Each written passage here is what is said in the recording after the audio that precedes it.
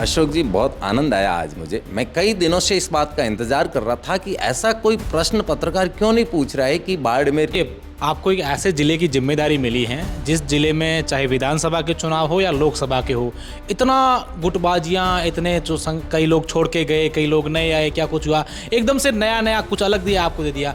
तो क्या वो सारा का सारा नाराज़गी थी, गुटबाजियाँ थी, उनको आप मिटाने में सक्षम हो पाए हैं अब तक, या जिसका क्या है कि आने वाले चुनाव में नुकसान नहीं हो पार्टी को? करेंगे बाड़मेर शहर की अगर हम लोग बात करें तो बाड़मेर शहर में बहुत सारी ऐसी असुविधाएं लोगों को हो रही हैं जिसको लेकर सीधा टारगेट जो है बाड़मेर के विधायक को और सरकार को किया जा रहा है। चाहे सड़कों की आप बात कर लें, चाहे अस्पताल की बात कर लें, तो क्या एक जिलाध्यक्ष होने के नाते इस बात को लेकर के आप लोग विधायक को या जो जिम्मेदार लोगों को कहेंगे कि भैया चुनाव हैं और ऐसे स्थितियाँ खराब नहीं करें? तो इसलिए तो उस एमएलए को हराया कि भाजपा आएगी, कुछ काम करेगी। अब उसमें और आप में तो फिर फर्क क्या रहेगा? ये उसका अगर उनको टारगेट करना है, उनको कहना है कि आपने क्यों नहीं किया, तो आप तो करते हैं। जब कांग्रेस के लोग अपने ही कार्यालय में महात्मा गांधी जी की प्रतिमा पर पुष्पांजलि कर रहे थे, ज्यों ही मेवाराम जी वहां पहुंचे तो उन लोगों ने उस कार्यालय को खाली कर दिया बाहर आगे। ये वास्तविक सत्यता है। ऐसे लोगों को यदि आज जनता के बीच वापस आकर के वोट मांगेंगे तो मैं चाहता हूं बाड़मेर की जनता उन्हें सिरे से नकारेगी, कतई उनके साथ नहीं रहेगी और उनको वोट भी नहीं देगी। जैसे जैसे पंचायती राज चुनाव नज़दीक आ रहे हैं, वैसे वैसे राजनीतिक दल और राजनेता ज़बरदस्त तरीके से एक्टिव हो रहे हैं, क्योंकि आने वाले दिनों में पंचायती राज चुनाव है और तमाम पार्टियां, तमाम नेता ये चाह रहे हैं कि इस चुनाव पर हम काबिज हो जाएं। मेरे साथ अभी बाड़मेर भाजपा के जिलाध्यक्ष अनंतराम बिश्नोई हैं। बाड़मेर शहर से करीब 2 किलोमीटर दूर भाजपा का एक भव्य कार्यालय बना है। उसकी कार्यालय की शुरुआत आज विधिवत रूप से हुई है, क्योंकि पहली बैठक ही आज थी और आज की बैठक में चुनावों की चर्चा तो होगी ही होगी। अनंत जी, आपको सबसे पहले तो बधाई कि बहुत भव्य आपने यहाँ पर जो कार्यालय बनाया है। धन्यवाद अशोक जी। पहले तो मैं आप सबको भी बधाई देना चाहता हूँ कि आप भी पहली बार कार्यालय में पधारे और पूरी टीम के साथ पधारे, इसके लिए बहुत बहुत धन्यवाद। बात पंचायती राज और नगर परिषद चुनाव की है तो पार्टी हमेशा अलर्ट मोड में रहती है। चाहे चुनाव हो चाहे नहीं हो, भारतीय जनता पार्टी कार्यकर्ता बेस्ड पार्टी है और हम रूटीन में कार्यक्रमों के साथ साथ चुनाव और चुनाव के समय आने वाली दुविधाएं, फिर उनसे निपटने के लिए प्लान, ये सारा हमारा सतत चलता रहता है। आपकी बड़ी तारीफ़ होती है, आपके जो सीनियर लीडर्स हैं कहते हैं कि बाड़मेर को एक यूथ जो हैं जिलाध्यक्ष मिले हैं, अब हमारे को ऊर्जा मिलेगी, युवा कार्यकर्ताओं को मिलेगी। तो क्या इसका भरपूर फ़ायदा जो है आप पार्टी को आने वाले चुनाव में देने वाले हैं? अशोक जी, तारीफ़ होना न होना मुझे इस बात का पता नहीं है, पर ये मैं इतना ज़रूर कह सकता हूँ कि मैं 24 घंटे पार्टी के लिए काम करता हूँ। प्रातःकाल उठने से लेकर के सायंकाल जब सो जाता हूँ तब तक मैं लगातार पार्टी का ही काम करता हूँ और मेरा ये प्रयास रहेगा कि बाड़मेर की एक धारणा रही है पार्टी के साथ साथ, यानी इलेक्शन की, कि भाई बाड़मेर शहर में बोर्ड नहीं बना पिछले कई बार से, लेकिन मैं इस बार आपको दावे के साथ कहता हूँ कि पंचायती राज इलेक्शन भारतीय जनता पार्टी सब स्थानों पर काबिज होगी और ये मैं पूरे विश्वास के साथ कहता हूँ। आपका जो कार्य क्षेत्र है, 4 विधानसभाएं उसमें आती हैं और 2 भाजपा के विधायक हैं और 2 निर्दलीय विधायक हैं।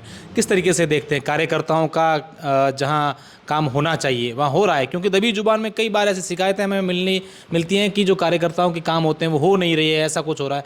क्या कुछ सच्चाई है इसमें, आप क्या समझते हैं? अशोक जी, मैं आपको यदि वास्तव में सही बताना चाहूँ तो हमारे कार्यकर्ताओं के बीच में ऐसी कहीं बात नहीं आ रही है कि हमारे काम नहीं हो रहे हैं। मैं आपको इतना, ये नैरेटिव सेट विपक्ष की या विरोधी दल वो कर रहे हैं? हाँ, ये नैरेटिव ही बनाया गया, लेकिन आज जब कार्यकर्ताओं के साथ बैठक थी तो खुल करके बात है कि हमारा ऐसा कुछ नहीं है। और मैं आपको प्रत्यक्ष उदाहरण दे करके बताता तो हमारे कार्यकर्ताओं ने और जो क्षेत्र की मांग थी उसके अकॉर्डिंग बहुत बड़ा काम हुआ है पुनर्गठन का। पंचायत पुनर्गठन हो चाहे नगर परिषद के वार्डों का पुनर्गठन हो, और वो वास्तव में इतना अच्छा हुआ है जिसके कारण आम कार्यकर्ता खुश है।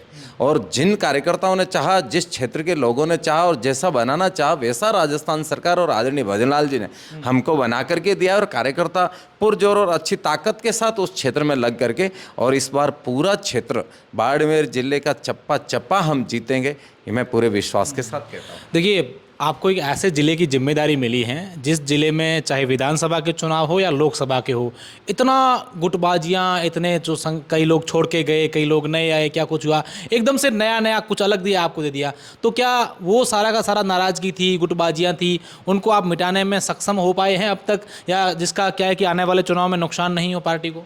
मैं अशोक जी एक बात आपको पुनः और कहता हूँ और याद भी दिलाता हूँ कि ये बाड़मेर जिला ही एक ऐसा जिला है जहाँ वास्तव में गुटबाजी नहीं है। आपको प्रत्यक्ष उदाहरण देकर के बता देता हूँ। आज जैसे मेरी जिले की बैठक थी, आज से 20 वर्ष पहले, 25 वर्ष पहले इस जिले के जो जिला अध्यक्ष थे वो आज इस बैठक में थे। 20 वर्ष पहले जो जिला अध्यक्ष थे वो आज इस बैठक में थे। 15 वर्ष पहले जो इस जिले के अध्यक्ष थे वो आज इस बैठक में थे। 10 वर्ष पहले जो जिले के कंटिन्यू 2 बार अध्यक्ष रहे वो भी आज इस बैठक में थे।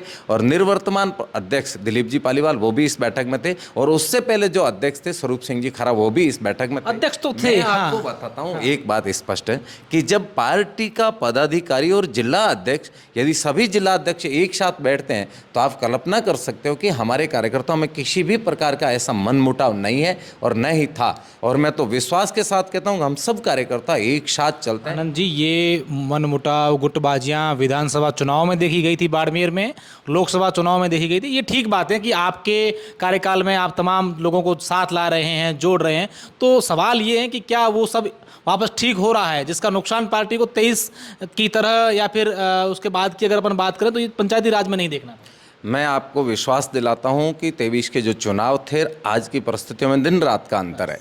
लेकिन हाँ, कार्यकर्ता का एक छोटा सा मन मुटाव तब होता है जब जो टिकट मांगता है दावेदार था, हमारा आकांक्षी कार्यकर्ता था, और टिकट नहीं मिलती है तो एक दिन के लिए जरूर हल्का सा मन कमज़ोर होता है। लेकिन बाड़मेर जिले के सारे कार्यकर्ताओं ने एक साथ मिलकर के चुनाव लड़े और हम यहाँ की 2 विधानसभा जीते हैं।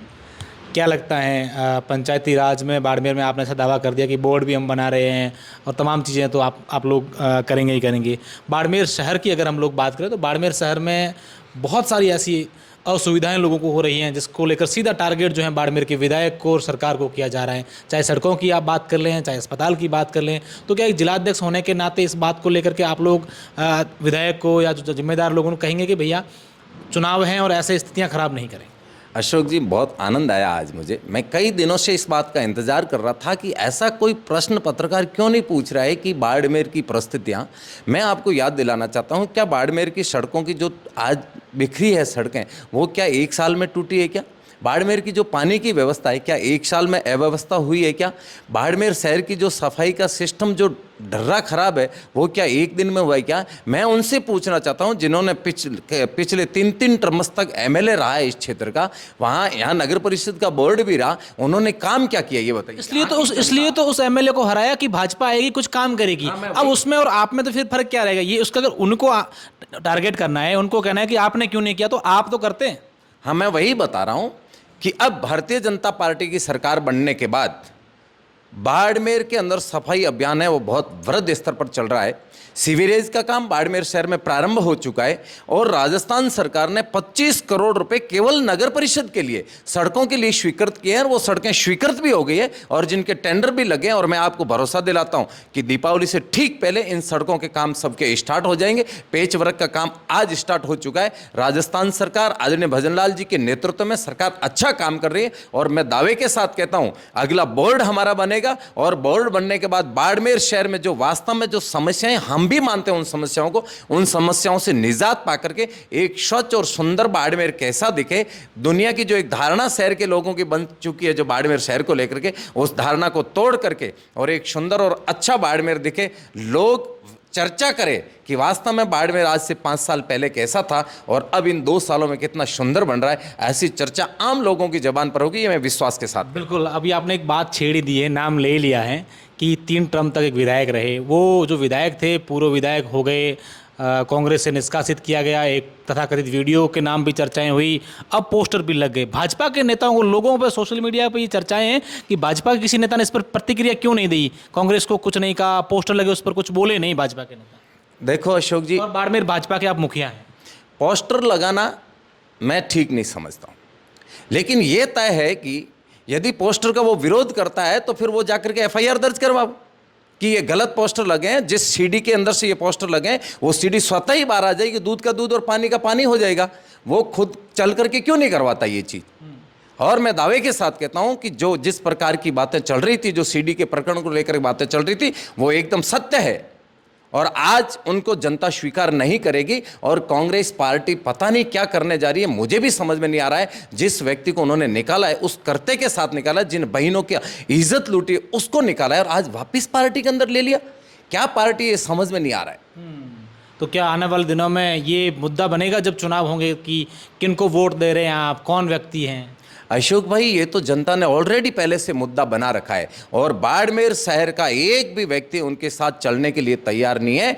आज सब उनको नकारने के लिए तैयार है और जीता जागता उदाहरण है 2 अक्टूबर का, जब कांग्रेस के लोग अपने ही कार्यालय में महात्मा गांधी जी की प्रतिमा पर पुष्पांजलि कर रहे थे। ज्यों ही मेवाराम जी वहां पहुंचे तो उन लोगों ने उस कार्यालय को खाली कर दिया, बाहर आ गए। ये वास्तविक सत्यता है। ऐसे लोगों को यदि आज जनता के बीच वापस आकर के वोट मांगेंगे तो मैं चाहता हूं बाड़मेर की जनता उन्हें सिरे से नकारेगी, कतई उनके साथ नहीं रहेगी और उनको वोट भी नहीं देगी। बिल्कुल, ये अनंत राम जी थे। उन्होंने साफ तौर पर दावा किया है कि बाड़मेर की जनता को दीपावली से पहले एक बड़ा तोहफा मिलेगा।